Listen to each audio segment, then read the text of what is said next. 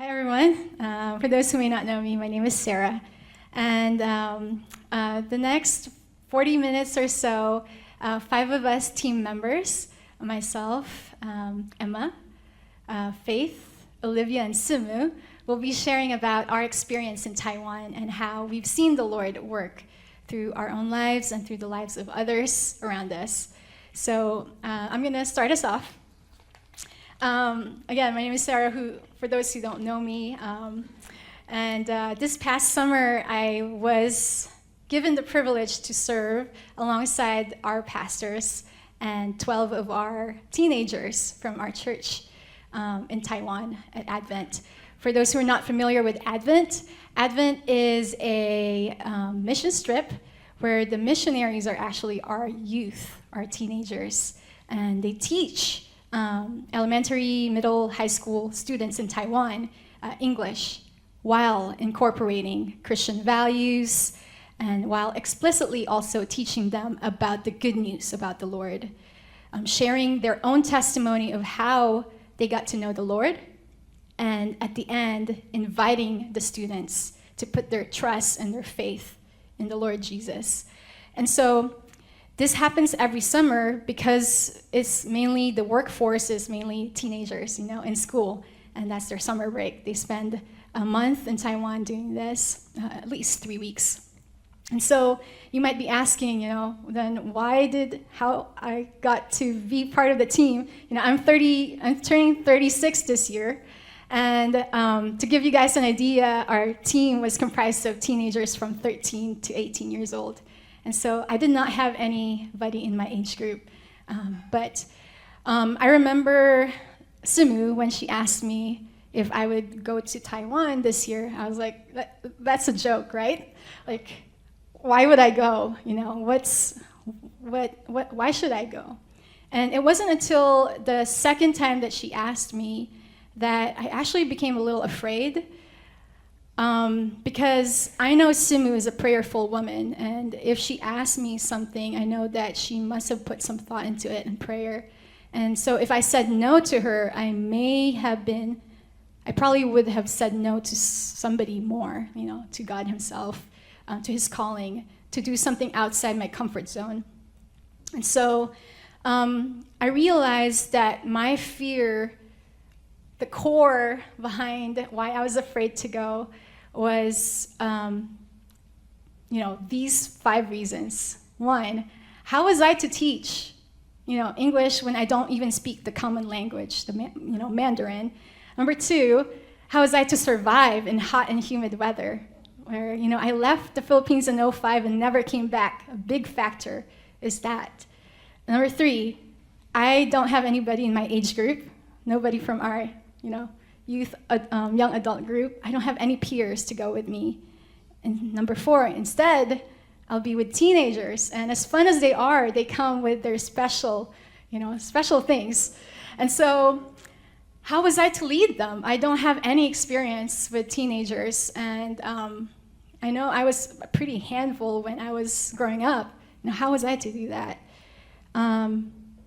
How was he going to use the teenagers?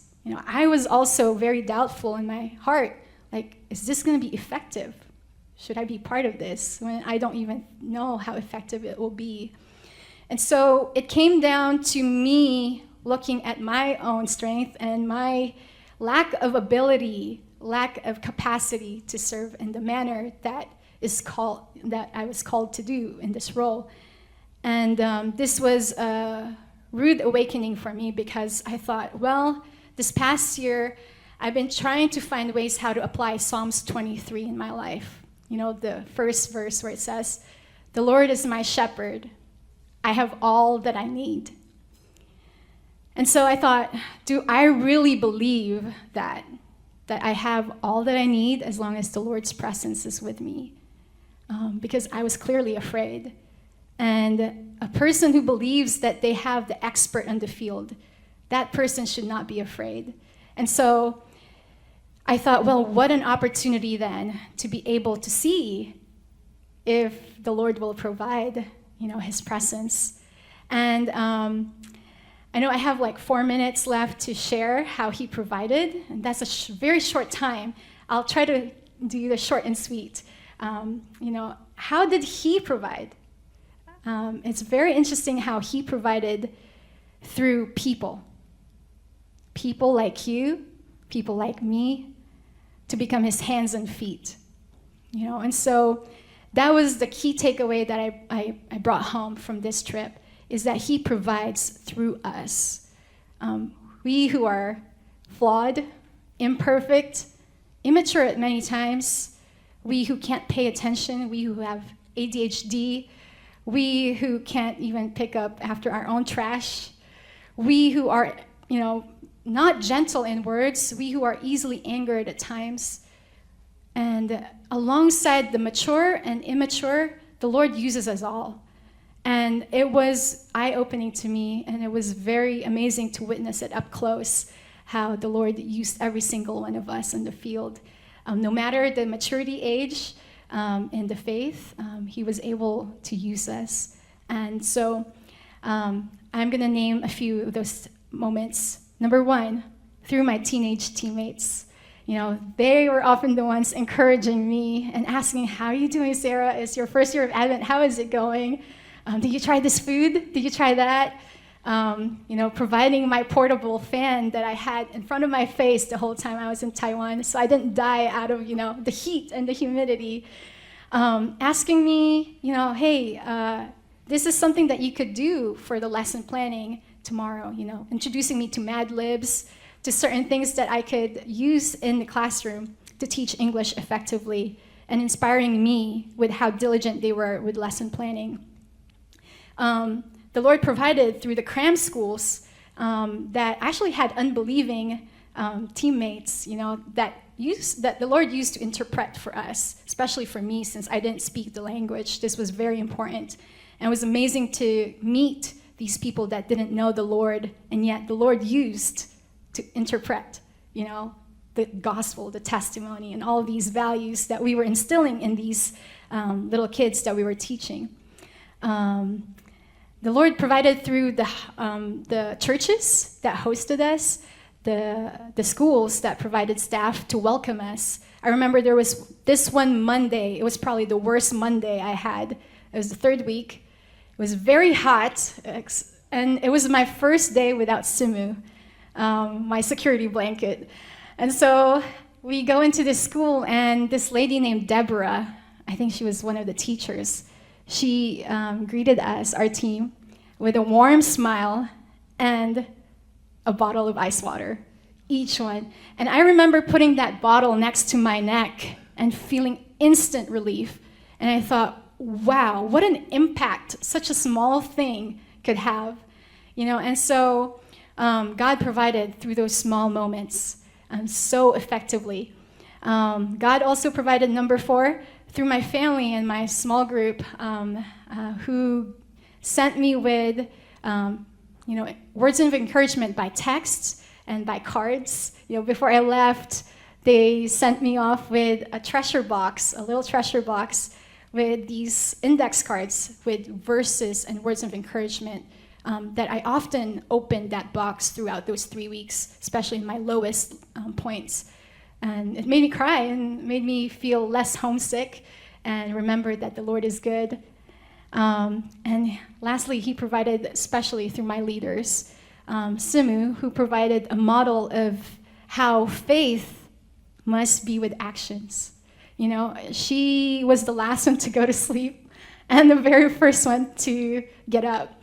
I don't know how she does it, but it must be with the strength of the Lord. I wish she would sleep more, but she really provided an inspiration for me to aspire to, with the zeal that she has and the confidence that she has that the Lord will make it work out at the end of the day. And the Lord's purpose will stand, and he will use us, anybody who's willing to go. And then, of course, Musu, who trained us in testimony sharing. I didn't know how to share my testimony until I went to his class during boot camp. Now I could share it within 5-10 minutes with a structure, that's simple, along with the gospel, the good news about the Lord in a nutshell. So that was very, very helpful.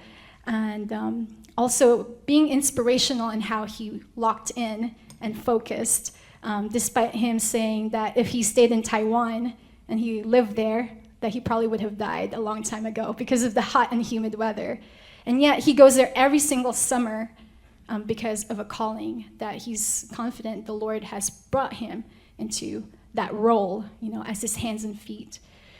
And so, having said all that, when Musa asked me if I would take on a bigger role next summer as commander, I had to say yes. I mean, I took a few weeks to think about it, but having seen how the Lord provided this past summer, I know that he will provide again the strength, the energy, and the workers to be, be co-workers with. And so I know this is his mission, and that wherever he leads, we just follow by being willing. And so I encourage every single one of you that hears this right now. There's a high chance that you have a role to play in this, whether it be in a team parent role where you get to go and help with the logistics, because the Lord really provided, even though we were kind of understaffed in that department. Whether it be in a team of a mentor, like being a mentor to the youth, between now and then, and maybe even during the missions, like coming alongside them and connecting with them, making a relationship with them so that they have older brothers and sisters to look up to and go to as they grow in the faith. Or whether it be as a youth member going into the mission field up close, and there's so many ways I could think of that you could play the role of his hands and feet in Taiwan next summer.